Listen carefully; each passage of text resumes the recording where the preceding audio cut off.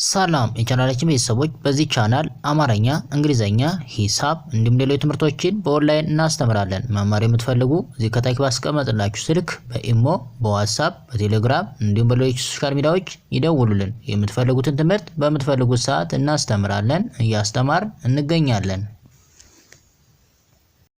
ሰላም ውድ የቻናላችን ቤተሰቦች እንዴት ናችሁ? በያላችሁበት ሰላማችሁ ይብዛ። ዛሬ እንግዲህ የሂሳብ ትምህርቶችን እንግዲህ እናያለን።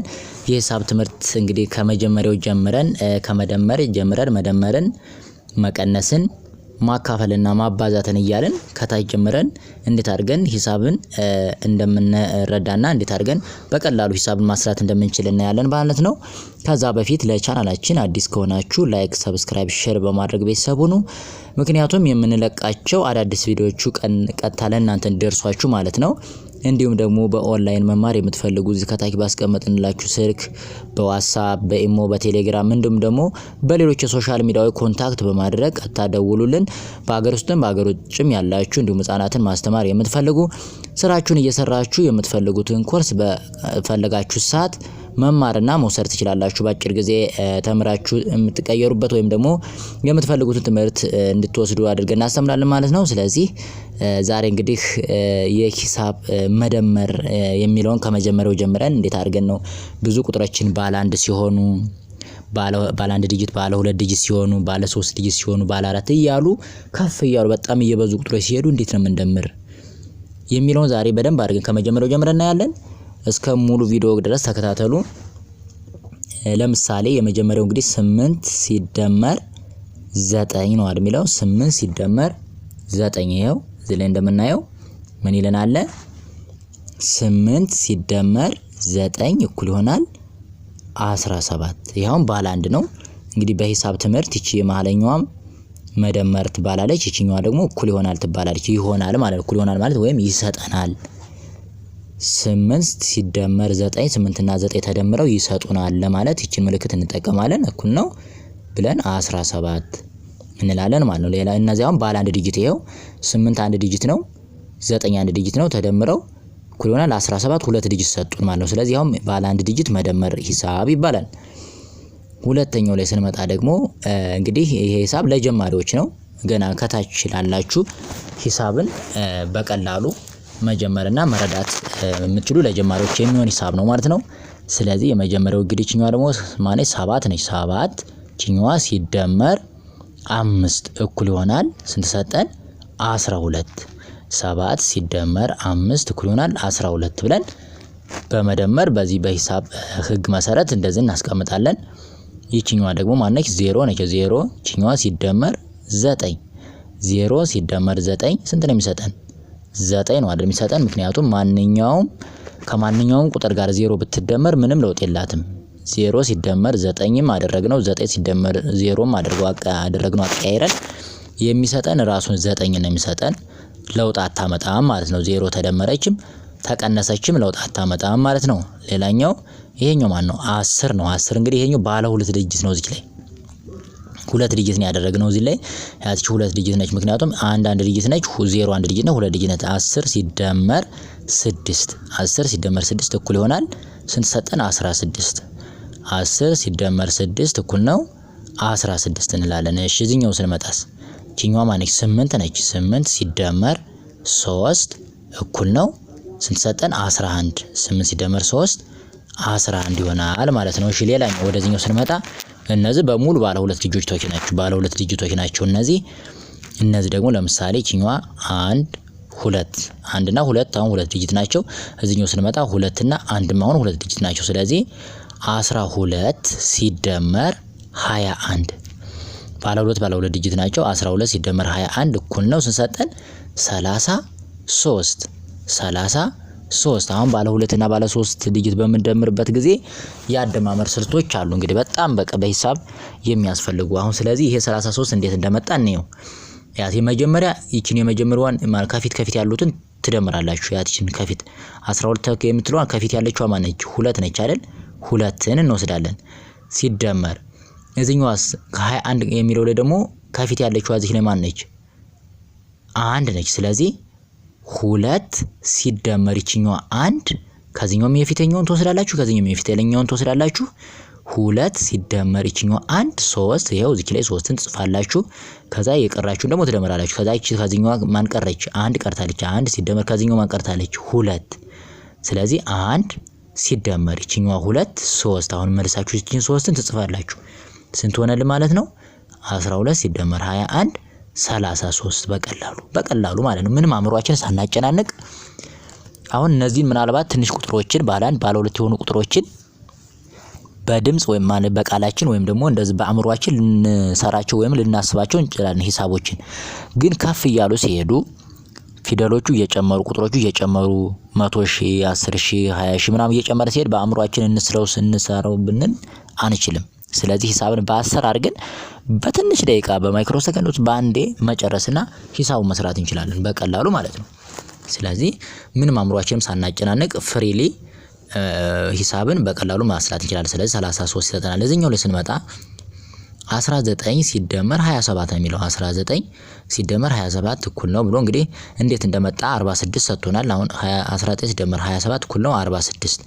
ይሄ 46 እንደመጣ ደግሞ በአሰራር ነው። አሁን እንዲሁ በአእምሮአችንም እኮ አስልተን 19 ሲደመር 27 46 አድርገን እናምጣለን። ግን ቁጥሩ እየጨመረ ሲሄድ ብዙ ሲሆንብን እንደዛ አድርገን እናምጣው ስንል አይመጣልን። በአሰራር ግን በአንዴ እናመጣዋለን። ስለዚህ በአሰራር ከዚህ አሁን የፊተኛዋ ማነች? ከዚህ 9 ነች ሲደመር ልና ከዚህ የፊተኛዋ ማነች? 7 9 ሲደመር 7 ስንት ሆነ? 16 16 ሲሆን ደግሞ እዚህ ላይ ለምሳሌ 16ን ብንጽፍ 16ን ቆይ እዚህ ላይ ልምጣና ለምሳሌ ከዚህኛው ከጎን አድርጌ 16ን ላሳያችሁ።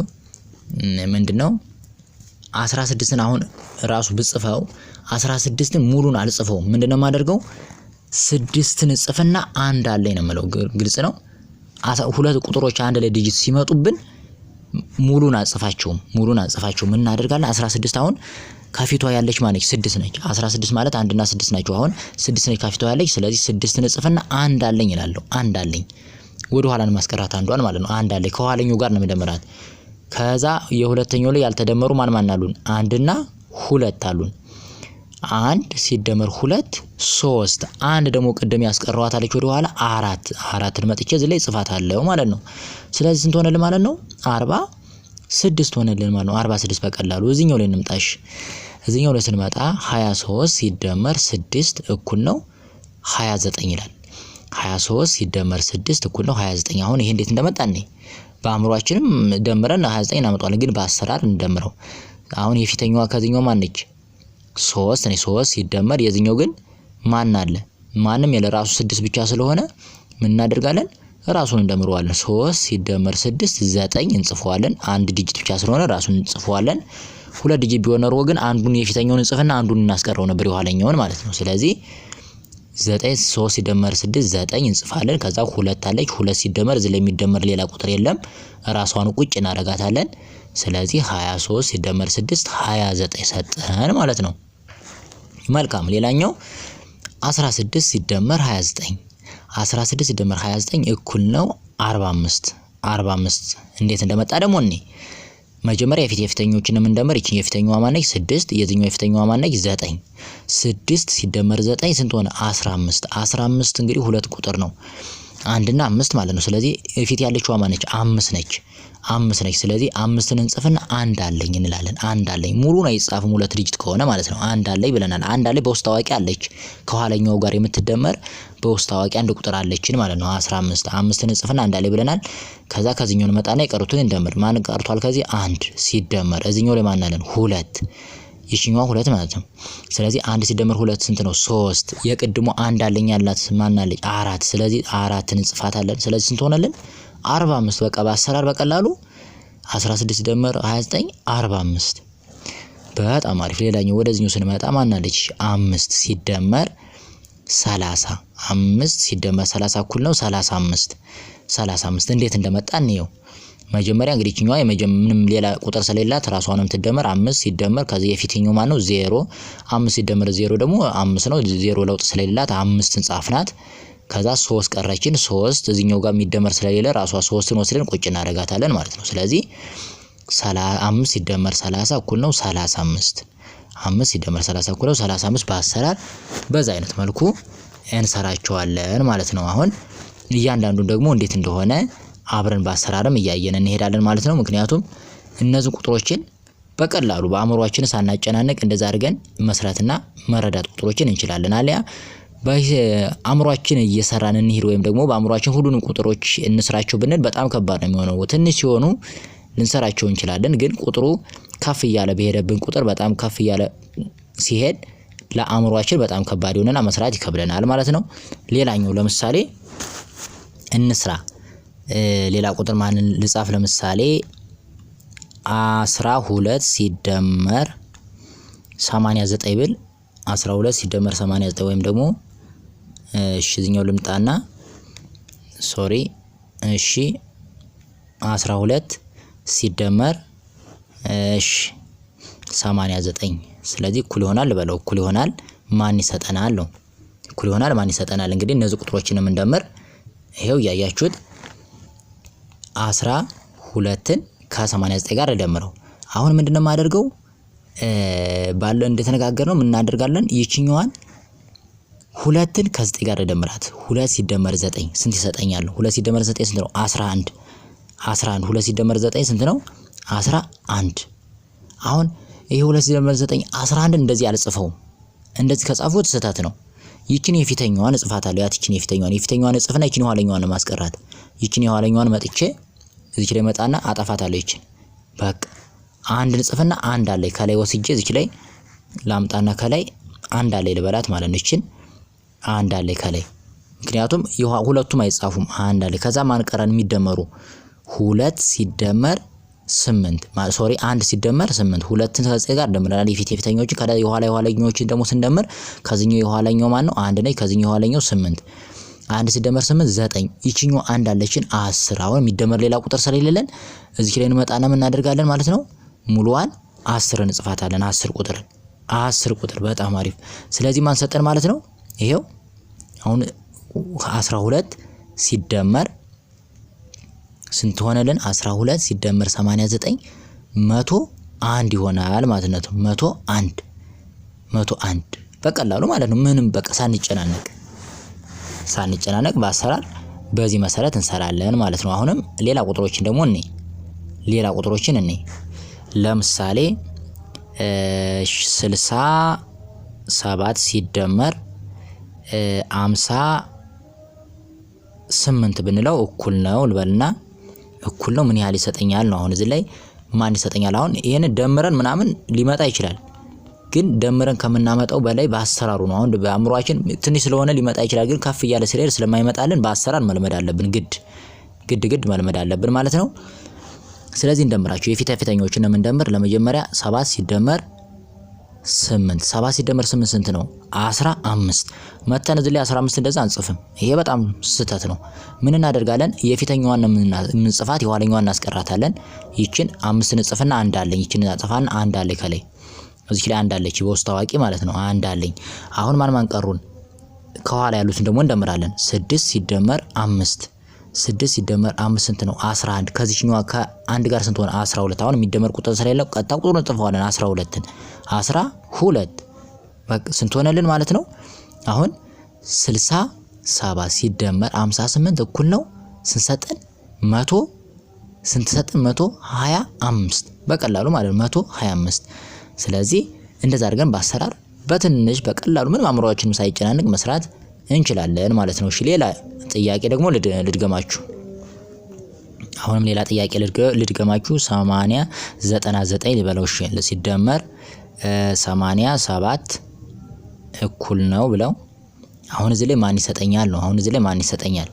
ማን ነው? አሁን ከዚህ እስኪ እንዴት አድርገን እንደምንደምር እኔና ወይም ደግሞ እሺ አሁን የፊተኞችን አሁን የምንደምር ማን እንደምር? 9ን ሲደመር 7ን እንደምረው። 9 ሲደመር 7 ስንት ነው? 16 መተን እዚህ ላይ 16 እንደዛ አንጽፍም፣ ስህተት ነው። 6ን እንጽፍና አንድ እናስቀራታለን። በቃ 6ን ጽፈናል። አንድ አለ ከላይ አንድ አለ በውስጥ ታዋቂ ባጽፉትም እዚህ ላይ ችግር የለውም። በቃላችሁም አንድ አለ ብላችሁ መያዝ ትችላላችሁ።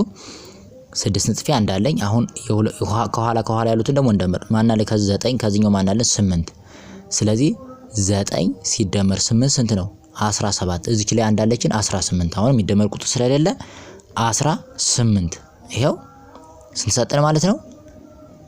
99 99 ሲደመር 87 እኩል ነው 186 186 በቀላሉ መያዝ እንችላለን ማለት ነው። አሁን ይሄ ባለ ሁለት ዲጂት ናቸው። ይሄው እየደመርን ያሉ እዚህም ሁለት ዲጂት ያሉትን ነው እየደመርን ያለ ባለ ሁለት ዲጂት ሲደመሩ ነው እንደዚህ ማለት ነው የሚሰጡን። አሁን ደግሞ ባለ 3 ዲጂቶችን እንደምርም ባለ 3 ዲጂት ለምሳሌ 235 ሲደመር 456 ብለው እኩል ነው ልበልና ስንት ቁጥር ይሰጠኛል? አሁን ይሄንን እንግዲህ በአእምሮአችን እናምጣው ብንል ይከብደናል። አሁን በአእምሮአችን እናምጣ ብንል ሊከብደን ይችላል። ብዙ ቁጥር እየበዛ በሄደ ቁጥር ይከብደን። በአሰራር ግን በሂሳብ አሰራር ህግ በአንዴ እናመጣዋለን። ለምሳሌ አሁንም በማንኛውም ቁጥሩ ቢጨምርም ለምን 5 7 8 ቁጥር አይሆንም? አሰራራችን ያው ነው። የፊተኛው ከፊተኛው ይደመራል፣ የኋለኛው ከኋለኛው፣ የመሃለኛው ከመሃለኛው ነው የሚደመረው። ስለዚህ ማን እንደምራለን? 5 ከዚህ ከፊት ያለች 5 ነች፣ ከዚህ ከፊት ያለች 6 ነች። 5 ሲደመር 6 ስንት ነው? 11 11 እንደዛ እንጽፈውም አንድን ጽፈን አንድ አለኝ ነው የምንለው። አንድን ጽፍና አንድ አለኝ ከላይ ከዚህ ላይ ልምጣና አንድ አለኝ ልበላት ማለት ነው። እዚህ ላይ መጥቼ አንድን ጽፌ እሺ እቺን ጽፌ አንድ አለኝ ልበል፣ ወይም ደግሞ በውስጥ ታዋቂ አንድ አለኝ ማለት ነው። አንድ አለችኝ። እሺ ሌላኛው ማን ይቀረን? አሁን የመሃለኞችን የመሃለኛው ከዚህኛው 3 ነች፣ ከዚህኛውስ 5 ነች። 3 ሲደመር 5 ስንት ሆነ? 8። የቅድሞ አንድ አለኝ ያልኳት አለች አይደል? ያስቀረዋት እዚህ ላይ 11 ነበረውን እሷን ስደምራት 3 ሲደመር 5 8 ታሷ ጋር 9 እንጽፋታለሁ መጥቼ 9 ብራው። ሌላኛው ማን ቀረን? የመጨረሻ ከኋላ ያሉት ደግሞ ማለት ነው ሲደመሩ 2 ከዚህ ኋላ ያለችው 2 ነች፣ ከዚህኛው ኋላ ላይ ያለችው ወይ መጨረሻ ላይ ከኋላ ያለች 4 ነች። እንደምራቸው 2 ሲደመር 4 6። አሁን ሌላ የሚደመር አንድ አለኝ ያለው ስለሌለ 2 ሲደመር 4 6 ራሱ 6 መተን እዚህ ላይ ቁጭ እናደርገዋለን 6ን ማለት ነው። በቃ 6ን አሁን በቀላሉ ይሄው 235 ሲደመር 456 በቀላሉ ስንት ተሰጠን ማለት ነው? 691 235 ሲደመር 456 እኩል ነው 691 ይሰጠናል ማለት ነው። በቀላሉ በዚህ አይነት መንገድ ሂሳብን መስራት እንችላለን። ሌላኛው አሁንም ባለ 3 ዲጂት ነይ 768 ሲደመር 923 ባደርገው እኩል ነው ልበልና ማን እንደሚሰጠኝ እኔ ይሄው ባለ 3 ዲጂት ነው ሁለቱም። ይሄኛውም 1 2 3 ዲጂት አለው፣ ይሄኛውም 1 2 3 ዲጂት አለው። ስለዚህ 3ቱ ዲጂት 3 አሁን የመጀመሪያው ነው እንግዲህ የሚደመር ብለናል። እቺ የመጀመሪያው እንግዲህ ከመጀመሪያው ጋር የምትደመር 8 ሲደመር 3 11። አሁን እዚህ ላይ ቆይ ሌላ ቁጥር እንዲመጣችኛዋን 3 ያልኳትን ማን ላድርግላችሁ? ወይም ማንን 6 ላርጋት፣ እንደዚህ ላርጋት 6 ላርጋት እንዳይደጋገምባችሁ ብዬ ነው ቁጥሩ። ስለዚህ 8 ሲደመር 6 ስንት ሰጠን? 8 ሲደመር 6 14። 14ን መተን እንደዛ እንጽፈው። ማንንም እንጽፈው 4ን እንጽፍና አንድ እናስቀራታለን። አንድ አለ የኋለኛዋ ትቀራለች። ምን ጊዜም አንድ አለ በውስጥ ታዋቂ አንድ አለኝ እንዳትረሷት፣ እሷን አንድ አለኝ እንላለን። ከዛ ማን ቀረን? የመሃለኞች ማን አለ? የመሃለኞች ከዚህኛው 6 ከዚህኛው 2። ስለዚህ 6 ሲደመር 2 ስንት ነው? 8። ያቺኛው አንድ ያስቀረና 9 እንጽፋታለን። 9ን መተን ጻፍን። ብራው አሁን የመጨረሻው ቀረን። የመጨረሻው ከዚህኛው ማን ነው? 7 ከዚህኛው 9። ስለዚህ 9 ስለዚህ 7 ሲደመር 9 ስንት ነው? 16። የሚደመር ሌላ ቁጥር ስለሌለ መተን 16ን እንጽፋለን ማለት ነው። ስለዚህ ስንት ሆነልን ማለት ነው ቁጥሩ? ይሄው ስንት ሰጠን? 768 ሲደመር 926 እኩል ነው 1694 1694 በቀላሉ በምንም በአጭር ሰዓት ማለት በደቂቃ በደቂቃ በቀላሉ በዛ አድርገን ማስላት እንችላለን። የመጨረሻ አንድ ባለ 3 ዲጂት የመጨረሻ አንድ ልስጥ። ለምሳሌ 369 ሲደመር 507 እኩል ነው ብል። አሁን እዚህ ላይ ማን እንደሚሰጠኝ እኔ መጀመሪያ እነዚህኞችን እንደምር። እሺ የመጀመሪያው 9 ሲደመር ከዚህኛው 7 16 እንደዛ አድርጌ ማነው 16 እንዳድርጌ መጥቼ አልጽፈውም። 6ን እጽፍና አንዷን አስቀራታለሁ። ስለዚህ 6 አንድ በውስጥ ታዋቂ ያለችኝ ማለት ነው። እዚህ ላይ መጥቼም ቢሆን እዚህ ላይ ማስቀመጥ ይችላሉ። አንድ አለኝ ማለት ይችላሉ ከላይ ማለት ነው። ዛኪ ላይ እንድትቀመጥልኝ እንዳረሳት ወይም ደግሞ በወረቀት ከሆነ በወረቀት ከላይ እንጽፋታለን። አለያ በአእምሮአችንም አንድ አለኝ ብለን ማሰብ ነው፣ ችግር የለውም። አሁን 9 ሲደመር 7 16 6 ጽፌ አንድ አለኝ። ከዛ የማለኞችን ደግሞ እንደምር የማለኞችን ስንደምር 9 ሲደመር 0 ማለት 6 ሲደመር 0 እንግዲህ 0 ብትደመር ምንም ለውጥ የላትም። 6 ሲደመር 0 6 ይችኛዋ አንድ አለችኝ ከላይ 7 መጥቼ እዚህ ላይ መጣና 7ን እጽፋለሁ። መልካም አሁን ደግሞ የመጨረሻዎችን የቀሩን የኋለኞች 3 አሁን አንድ አለኝ የለንም፣ ይችኛዋ ጸፍታለች ተደምራለች፣ አንድ አለኝ አንልም። ከዛ አሁን የመጨረሻዋ 3 ሲደመር ይችኛዋ 5 8 ሌላ የሚደመር የለም፣ ሌላ የሚደመር ቁጥር ስለሌለ 8 መተን እዚህ ላይ 8 እንጽፋለን ማለት ነው። ስለዚህ ማን ሰጠን ማለት ነው? 369 ሲደመር 507 እኩል ነው ስንት ሆነልን? 876 876። ስለዚህ በዚህ መሰረት በቀላሉ ባለ 4 ባለ 5 ባለ 6 እያነ ደግሞ በቀጣይ ደግሞ ሌላ ቪዲዮዎችን ደግሞ ሰራላችኋለሁ። ይሄን ቻናል ላይክ ሰብስክራይብ በማድረግ እንደዚህ አይነት አዳዲስ ቪዲዮዎች እንዲደርሷችሁ ቀጥታ ቻናሉን ሰብስክራይብ አድርጉ። ቪዲዮውንም እስከመጨረሻው እዩ። በሌላ ቪዲዮ ደግሞ እንገናኛለን ማለት ነው።